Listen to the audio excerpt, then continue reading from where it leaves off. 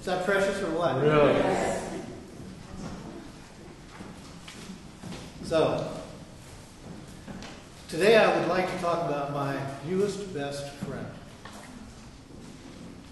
First time I heard that was when I was going around trying to find a solution for my knees that were falling apart.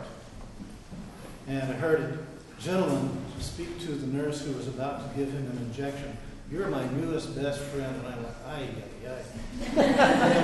He was going to get a shot of cortisone and began a process of continuing to take it.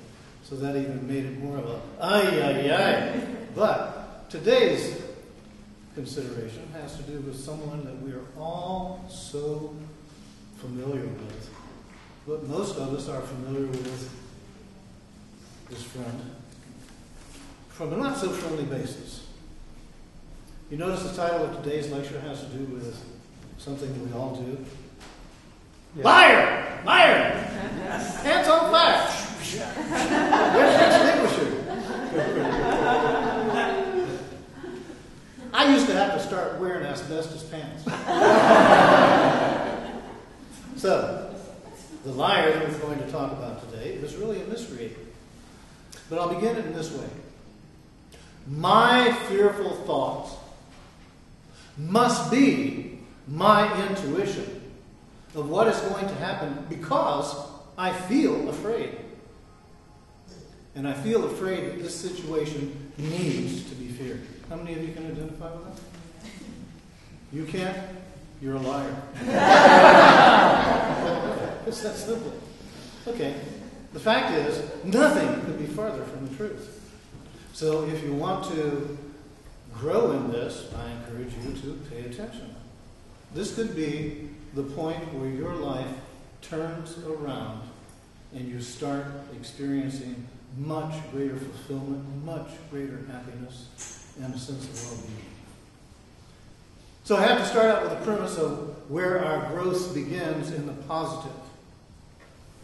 When we know that we live in a universe that always has our back, our best interest at heart, and is always seeking to return us to unconditional love, fear can only be showing us one thing, and that whatever it is that's showing up as fear is not true.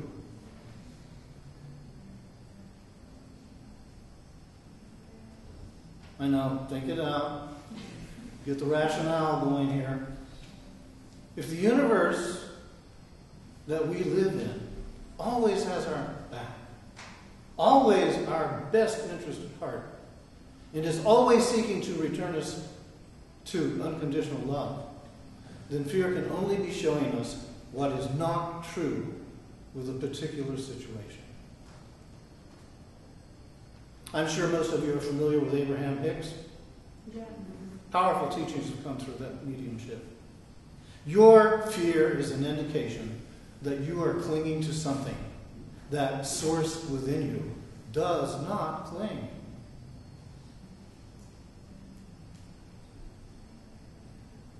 Okay. So I'm sure that there's a part of you that's saying, wait a minute. I know that I have had situations that I was afraid of, and hell and be damned they happened. And now they're showing up again. Okay. So you have had fear about something before that had turned into a reality. Okay. If you have something that's coming up, you have to be able to look and see it for what it is. Because you see, the issue is not with regard to the outcome, but with the fearful thoughts regarding the outcome. This takes a willingness to actually separate yourself from what you're feeling and what you're believing, and to be an observer and to look at it. Because you see, there is a distinct difference between what you believe to be true and you. There's a distinct difference between what you feel to be true and you. Thank you. There was an exclamation point on each one of them. Okay, let's look at it. It is the beliefs that we're holding on to. That something needs to happen a certain way, should in order to feel good. That things need to happen right.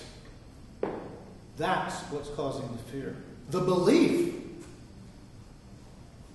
So, if you really want to grow in this, then challenge the beliefs that show up. Because they are not true at all.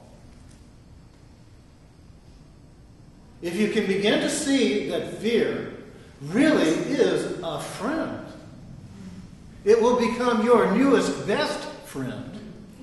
Because you'll begin to recognize what it is actually doing. It's showing up to help you to see that whatever belief it is that you are identifying with, holding on to, and attempting to live is not in harmony with who you truly are. Anytime fear-based emotion pops up in your mind, determine the belief system that is behind the emotion. You see, that's what fear is there to do, is to get you to wake up, get present, be with it in the moment, and begin to see it for what it truly is. Now, if this is stressing you a little,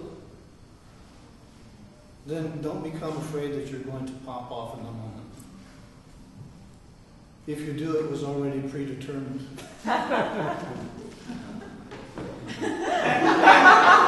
Well, I'm feeling the blood pressure starting to Okay, so however many of you have ever had the fear that you're never going to be able to have enough abundance? Yeah? And you've noticed how it's worked in your life? You're still here. And things are still working out for you. Even in spite of you hanging on to that belief. Okay, could this be that your personal definition of success or abundance is not in alignment with what the universe considers abundance? Could it be that it simply means that you shift out of your personal belief in lack, in not having enough, in having to hoard, in having to have as much as somebody else, and let that all go and open yourself up to embracing that the universe is taking care of you, always has your back, and will be there, ready, willing, and able when you decide to show up. I'll never meet my soulmate. I've gone through 7 wives. God only knows how many girlfriends. Okay. That's a belief that we need to have somebody else to complete us. If I don't have another, then I'm just not going to be complete. So, it might help you to see that that truly is a belief that is showing how you are separated from yourself and not embracing yourself. You see, when we begin to feel whole and fulfilled in ourselves, we stop expecting someone else to fulfill us. And then, because we in ourselves become who we truly are in accepting ourselves, embracing ourselves, loving ourselves, that we then draw to us another who is whole in themselves also. I've had so many people say, help me find Mr. Right and Ms. Right. And I'm saying they're sitting right there in your body. Not what they want to hear because it's not in harmony with their current belief system.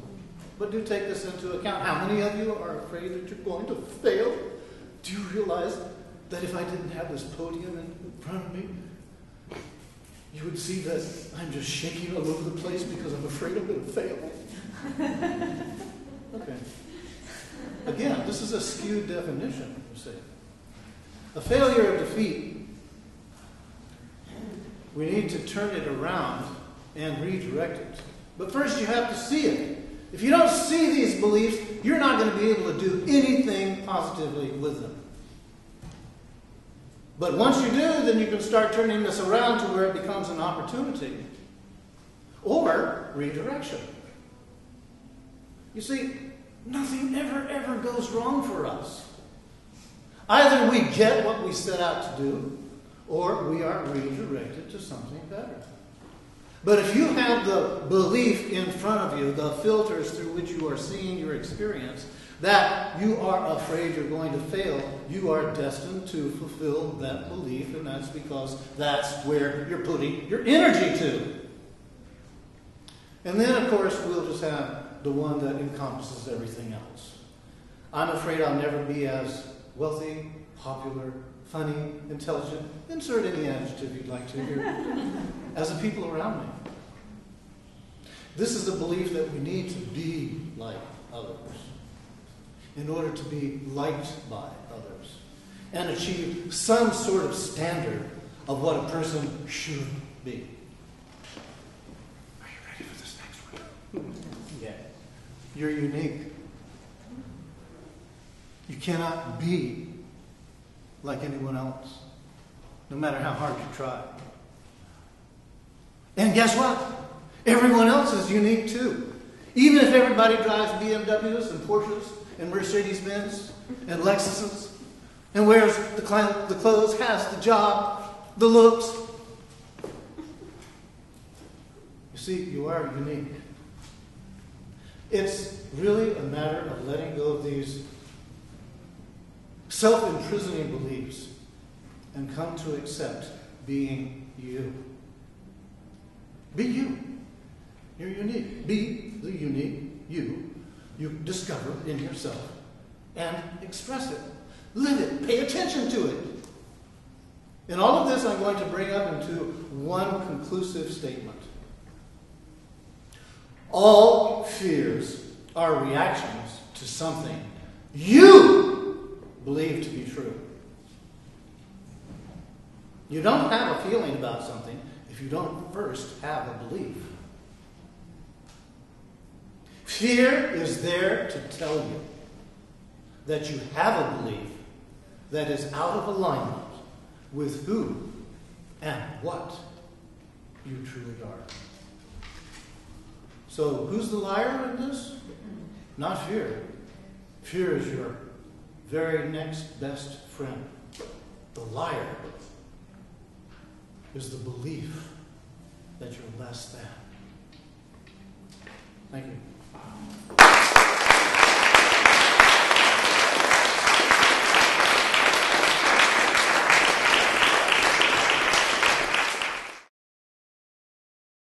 For more information about the Metaphysical Church of Enlightenment or the Rodin Foundation, please go to our website at www.rodin.org.